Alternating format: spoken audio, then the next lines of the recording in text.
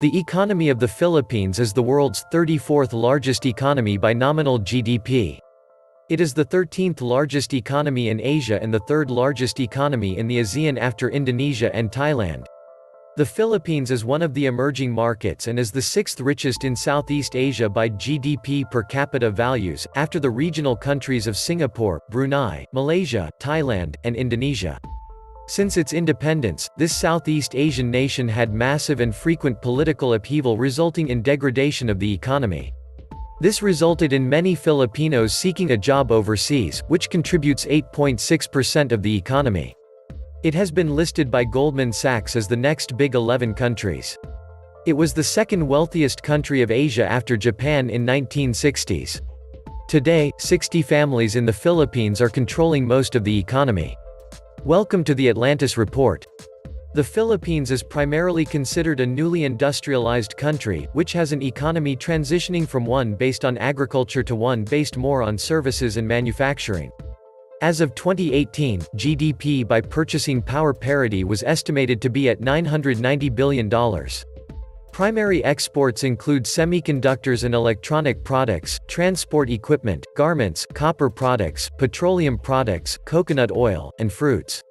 Major trading partners include Japan, China, the United States, Singapore, South Korea, the Netherlands, Hong Kong, Germany, Taiwan, and Thailand. The Philippines has been named as one of the Tiger Cub economies together with Indonesia and Thailand. It is currently one of Asia's fastest-growing economies.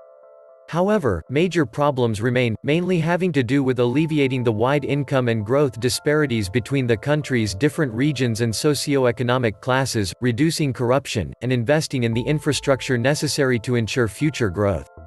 The Philippine economy is projected to be the fifth largest in Asia and 16th most prominent in the world by 2050. According to the PricewaterhouseCoopers, it estimates that it will be the 12th to 14th of the richest economy in the world by 2060. While this opposes other reports from HSBC Holdings plc, that by the year 2050, the Philippines will have been stated to surpass the economy of Indonesia due to its yearly higher GDP growth rate of 6.5%, second, after China. However, economic statistics may still vary depending on the performance of the government every year. The Philippines' economy is still so dependent on remittances. It is dependent on foreign remittance, and it keeps foreign investors out. Foreign investors find the 60/40th constitutional provisions such a turn-off as they have built the business 100%, then upon entering the Philippines, they can only control 40% of the business and share it with the Philippine entity who will own 60% of the equity. This is such an irony. Filipinos keep foreign investors out, then go overseas to work for 100% owned foreign households and/or firms. This is an outcome of the ultra-nationalist agenda which protects Filipino businesses at the expense of Filipino job seekers and consumers. In the Philippines, what you have is a young population where 53% is under 25 years old, supplying labor to countries with an older demographic base.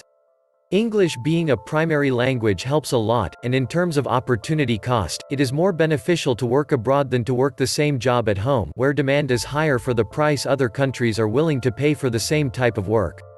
Also, it is hard to start a business here that can compete in regional markets since before you even start expanding, the local government will impose taxes to make businesses here less competitive. Also, these remittances are basically hot money coming in, increasing the disposable income of families here without the government doing anything. Now you remove that 10%, including all that money that fuel domestic consumption, then suddenly you have the Philippines contracting by at least 10%, which is the difference of a stable economy and a revolution. It's the economic model the politicians have set up so that they don't have to address the underlying issues that make the Philippines poor. They're benefiting from the status quo, so what incentive would they have to change anything? Rather than fixing the corruption and inefficiency that prevents investment from coming in, the government just allows, almost encourages it seems, people to easily leave and send money back so that Filipinos can have a reasonable standard of living. The strength of the Philippines' economy lies mostly in its young English-speaking workforce. The main drive are the BPO call centers. The country is the world epicenter of call centers. Next to it is the remittances sent by overseas Filipino workers. The money provided by these two engines of growth helps to support the third engine, which is consumption. The country has a lot of big malls. For now, the Philippines is enjoying a high rate of growth, which is good. More middle class means more sustainable growth for the country. But as every growth story, there's also risk. For the Philippines, there are three main risks. The country is not industrializing fast enough.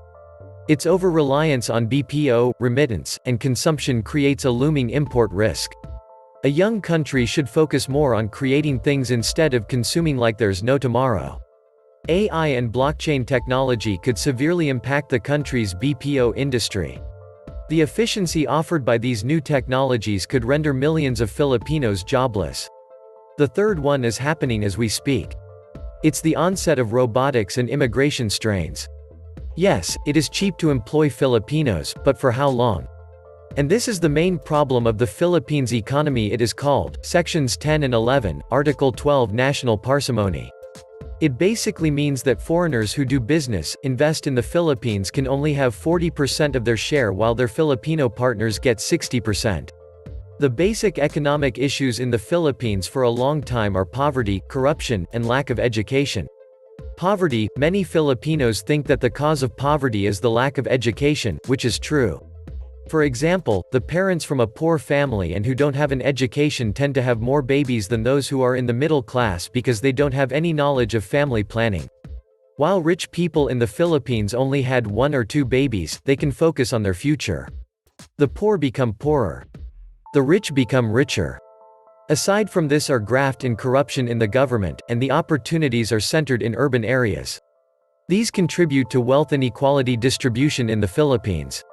Employment often requires a lot of manual labor for insufficient income to support even a small family.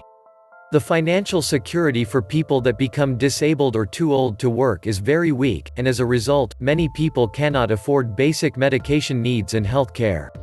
Although there are many people who show great charity for others, young adults often begin their careers with heavy financial burdens from medical expenses incurred on behalf of their parents. Corruption in the governmental infrastructure is a big issue also, although it seems that President Duterte's regime has reduced this somewhat. I believe that improving education, industry, and environmental awareness would do wonders for the economy here.